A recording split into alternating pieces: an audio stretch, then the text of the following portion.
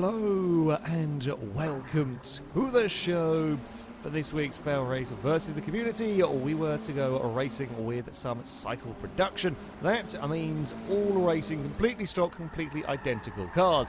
Even more down to driver skill, these races. Our first round was with some Mitsu Glant. When I come to do these, I tend to like to use cars that are a little bit different perhaps from the ones that you tend to see run. And the Glant, well, we don't really see these ever raced on Forza 6 as somebody unfortunately takes a left through a right-hand corner. That's not particularly where you want to be going. Aside from that, most vehicles making it through the opening corners relatively cleanly as we run down towards one of the better overtaking spots. To be fair, around this Hockenheim short circuit, another reason why I like this track so much, there are plenty of good places to try and get an overtake. The red car we're following a little bit too much on the inside there. That's far too tight a line, loses an awful lot of speed, can't quite battle with the leaders, almost comes under threat from the cars behind, although they're too busy fighting with each other to do anything about that as they're side by side coming out of the hairpin. The dark red car slow on the exit of the corner as two vehicles are going to fire up the inside into the penultimate turn.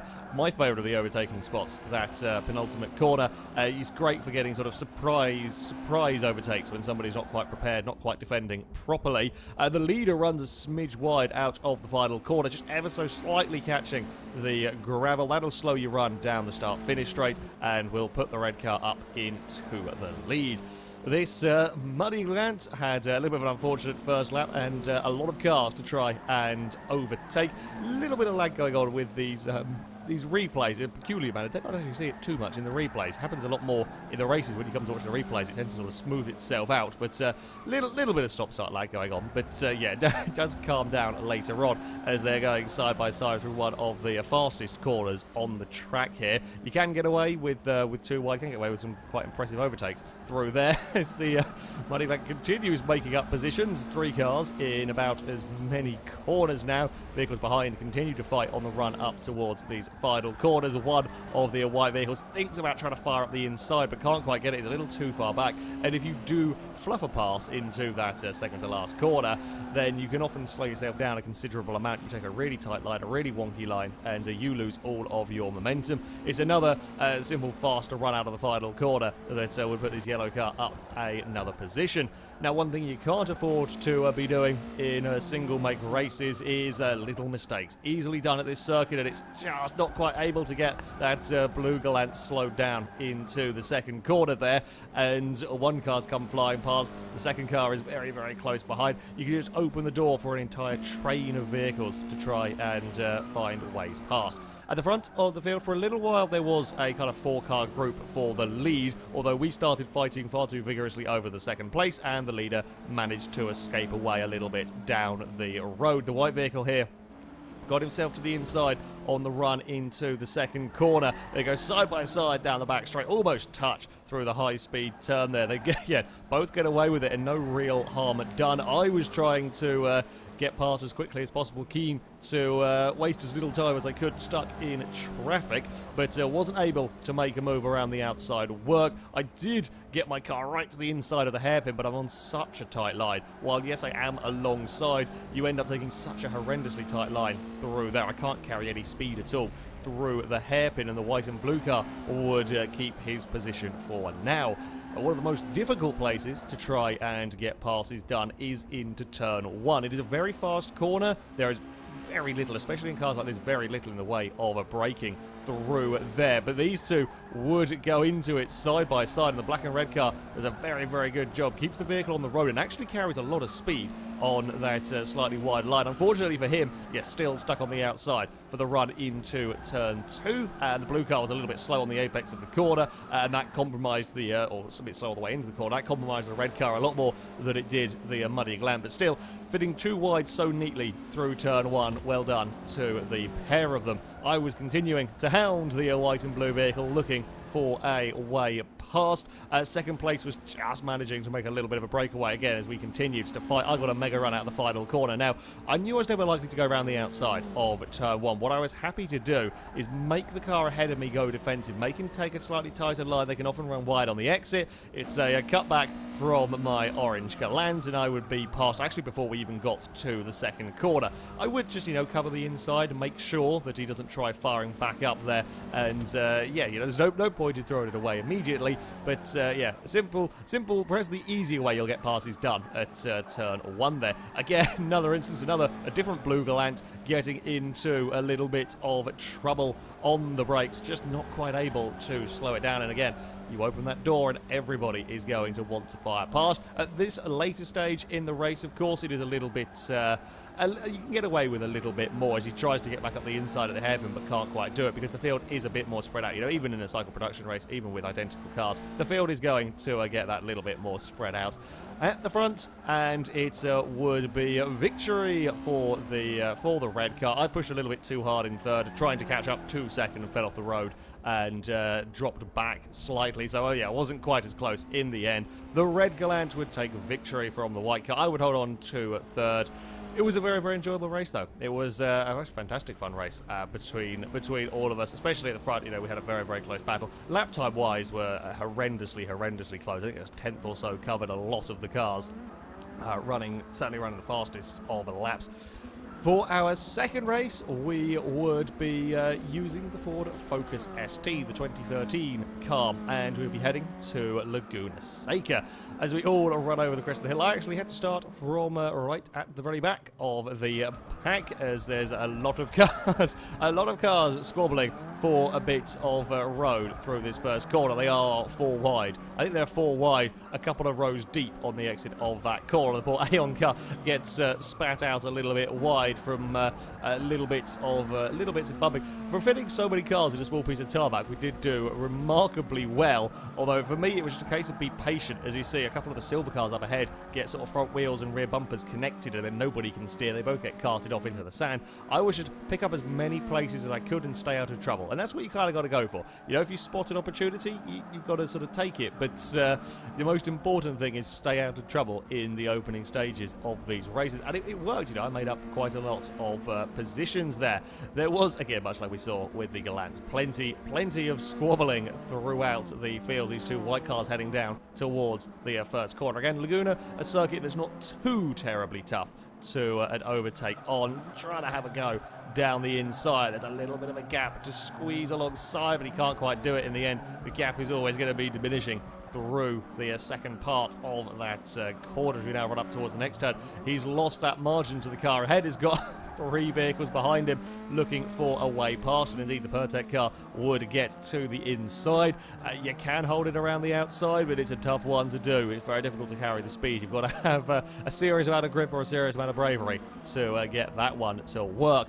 At the front of the field, the top 4 were very, very close together. A little bit of a gap back to 5th place as we run down towards this first corner. The blue car, well, wanting to have a go. The purple car defending heavily into turn 1, as it is his right to do, although as we saw time and time again, you take too tighter a line on the way into there. If you can't quite get the car stopped, you're on wide on the exit. The blue car goes for the cutback. The problem is, though, he's now stuck on the outside for the next couple of corners. He holds it side by side, and the more they fight like this, they're both having to go slower through these corners. They're both having to carry a little less speed because they are stuck side by side. That allows third, that allows fourth to catch up and join in this battle, and the purple car did a fantastic job of fending off that vehicle. Now here's the gold car. Thinks about getting to the inside, can't quite do it. Weird on the sand in his attempt, but yeah, thinks better of it as we now go 2 by 2 on the run up towards the hill. The corner, you don't really want to be going too wide. I have seen passes done, but it's not easy going too wide at the top of the hill. Everybody falls into line. Unfortunately for the purple car, it's skating off into the sand trying to carry speed. The blue car follows him in trying to take the speed through there, and just loses out. Doesn't quite lose out as badly, but does lose out on the run up towards the corkscrew. The turquoise car is through as they continue to rub doors on the way down the corkscrew as it's side by side into the next corner. And the blue vehicle just able to carry enough speed, keep himself alongside, and that will then put you on the inside for this this next corner, and then you can defend on the run into the final turn. A brilliant battle though up there for the lead, and it wouldn't be long. It wouldn't be long before the blue car would sort of fight his way back onto the tail of the turquoise vehicle. Turquoise actually gets a big wobble on the exit. I think across the curb, across the sand, and a big wobble on the exit of that corner. And while he was on the the tighter line, just wasn't carrying the momentum on the way into the corner to really have anything to defend with. And again, there's another opportunistic move from the gold car.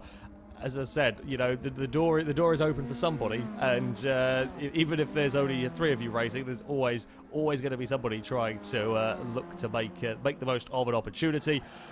Further back, the purple car that had led early on in the race had dropped back into the angry, squabbling mid-pack. Unfortunately for me, my car would bump the wall lightly that with Forza damage would wreck all the suspension and brakes. So I parked it, and things were not going particularly well for me as this lot go 2x2 down the corkscrew. Everybody, though, managing to get away with it as we run into this next corner. A purple car stuck out very, very wide. That is not a place you really want to be stuck out quite so wide. Very easy to drop the car off onto the sand, although he does manage to get away with it. The vehicle we're following had to try and check up and was at a slightly wonky 9, and now he's going to come under fire from a couple of other vehicles down towards the final corner. The Pertec car wanted to have a look around the outside. You can make it work around the outside of the final turn. It's a little bit more of a difficult one to get going, although they've both slowed each other down. They're both slow off the corner. It's allowed the group ahead to get away. The white and blue car is now very much looking for a way past on the run down towards the first corner. Once again, the purple car, though, going defensive down here. This time, not running too deep into the corner. Will cover that inside. The Pertec car thinks about it, but there's not really any space, and in doing it, has slowed himself down too much, and is going to come under threat once more from the car behind, and the blue and white car would find a way past. At the front of the field, and it would be the blue Focus that would, having retaken the lead, would drive off a little bit from the rest of the pack, helped by the gold and turquoise car fighting for a little bit for position. These 3 were miles ahead of the rest of the pack. It was certainly a very exciting race at the front between the 4 of them for a lap or so. A little bit of a shame it couldn't have been a 4-car battle the whole way, but there we go. The closest of finishing positions, though, would be over that 4th place as we head into the final corner. The purple car tries his luck at going around the outside of that turn. As I said, a very, very difficult one to pull off. He can't quite make it stick. Still gets a great drive. Still gets a great run down towards the finish line, but it isn't quite enough. The white car would claim that 4th place. Yeah, exciting finishes indeed. The Focuses, I had an unfortunate race, but the Focuses in general were pretty damn good fun. For our final race, we would have the Jaguar XKR-S GT racey thing. I don't know, it is many, many letters on the end of a Jaguar. Never really driven this car in Forza 6, but thought we would have a go with it in a race. We come to the Silverstone GP circuit, a track that would throw up some unsuspecting problems with these cars. And while there was, unfortunately, a few bumps through these first couple of corners, the way that the track kind of concertines together, if somebody gets it wrong, all it takes is one car getting it wrong, and it kind of causes a big old kerfuffle. And especially when we've got cars like these. These are pretty fast vehicles. These cars are mid-ish A-class, I think, from standard. They are, they're not slow cars around here as we're heading down the back straight. The red and white car we're following, trying to get round the outside, although running a little bit too deep under brakes through there. I had a relatively decent grid position and managed to stay out of trouble on the most part as well through the opening lap, looking for a way past the green car as we run down this long back straight. Green car goes defensive. I am happy to try my luck at going around the outside, and I can actually carry plenty of speed in the vehicle, get a better run off of the corner, and I will be on the inside line coming into this final chicane section. Now, the final chicanes here are a little bit of an awkward bugger to try and get passes done, because if you are on the outside for the first part and you can hold it there, you will force the car attempting that overtake to be wide through the last couple of corners, and I just can't carry any speed. The problem is, we've both been so slow through there, the car behind, that I had no idea. Like, when he suddenly dove to the inside of me there, I had no idea until he was alongside me that the vehicles behind had caught us, because he was a good few hundred feet behind when me and the green car started fighting, but we were so slow through that final corner and he was so quick that he came right up to the back of us. I lifted out and tried to go 3 wide because I knew it wasn't going to work through there. I did not want to get squeezed in the middle and was content to try my luck at getting a pass done at a different time, as we all run very, very closely through this next corner on to the back straight. It was, yeah, certainly exciting, certainly plenty of overtaking going on in these opening stages. This going on a little bit behind the tussle that I was in, this black car making his way up through the order. I love the classic Jaguar Formula 1 livery that somebody is running. It looks fantastic on these vehicles as we head under brakes down in towards this next corner. A good pass on the inside to get past said classic Jaguar liveried car, then manages to get to the inside on the next turn as well. This is a long corner, bit of a not the easiest of overtaking opportunities, but if you, again, you see a gap on the inside, put your car in it if you've got the grip to get alongside, and you can certainly get passes done as the black vehicle was making good progress through the field. This sort of turquoise and black car was very, very quick indeed. I knew I didn't really have much hope in trying to keep up with him, as the cars ahead were busy battling for position. It's the speed that it could take through turn 1 that the rest of us were just not able to extract through the car. The white vehicle not challenged whatsoever on the way into the corners, taking the line that he wants to. The turquoise car just carries so much speed through that corner, can get the move done without the white vehicle even really knowing too much about it. It certainly does help with the 2 cars up ahead starting to fight as well. There's a little bit of a slide, and then he gets into trouble on his own through the next corner. You end up then out very, very wide, which will cause him a small bit of trouble. For me, well, I got tangled in other people's crashes. A couple of cars got turned, and I had to kind of take avoiding action, then dropped me down the field, and I was having to work my way back up through the order, liking the outside line through this corner. I was getting a lot of speed with going out wide, although I'd seen I remembered what had happened last time around with trying to get here, and sure enough, the white car wanted to get alongside, and I couldn't quite get the pass completed. There was just the faintest of overlaps. Have to give the vehicle some space. Thankfully for me, a big oversteering moment from the white car means he didn't have the acceleration to keep it on the inside for the final turn. Now, the surprises this track was throwing up the Kerbs. The Kerbs were deadly, and deadly in a very peculiar way. This was second place, running across the curb. We had a number of vehicles go for spins on these curbs. Fast cars, high drivers running high up in the field, just running across the curbs, and there's nothing you can do. You can't catch that. Now, I am notorious for building cars that don't like curbs. Oddly, I was never affected. I had no issues running the Jaguar across any of the curbs at this track, but a lot of cars were spun and spat out in a really peculiar manner. Normally it is, cars running excess camber, very stiff suspension that get into trouble with curbs. Not normally cars stock. Yeah, I know these are more race and track orientated cars, but they were causing no end of problems. Another car that got eaten by a curb, the white and green car there, hit the curb on the inside through the Empire of Maggis and Beckett's, just spat the car out sideways. It was a very, very weird thing that was going on with the Jaguars here. Was not expecting them to have problems at the Silverstone curbs. Some of us made it through no trouble, but there were a number of spinners, which was, a little bit of a problem. The white and red car here able to make up a position, though, down the back straight. Stayed out of trouble, quick through Maggis and Beckett's, and would get that pass done. At the front, it would be one of the white Jaguars. They had a good old battle for the lead, but was able in the closing stages, especially helped by a couple of competitors going for a spin, able to pull out a sizable margin of victory. The black Jag would come home in second, with the sort of Jaguar F1 team, liveried one, coming home in third. A shame about the Silverstone curbs being as vicious as they were. It's caused some problems for those poor Jags. I actually quite like the Jaguars. It sort of suited my driving style. They were quite understeery, which caught out a few people, not perhaps expecting them to be, but I thought they drove very, very nicely. Yeah, general cycle production. You can't really go wrong with it. You're always likely to get some really rather exciting racing. That, though, is going to be it for this week's Versus the Community. The next one is going to be held on Thursday, the 8th of June. We're going to be on Forza Horizon 3, playing around with the new Lotus 311. We're going to go racing with stock cars, or stock ones of them. But, of course, you know, we're on Horizon. It wouldn't be FailRace if we didn't take them out of their comfort zone a little bit.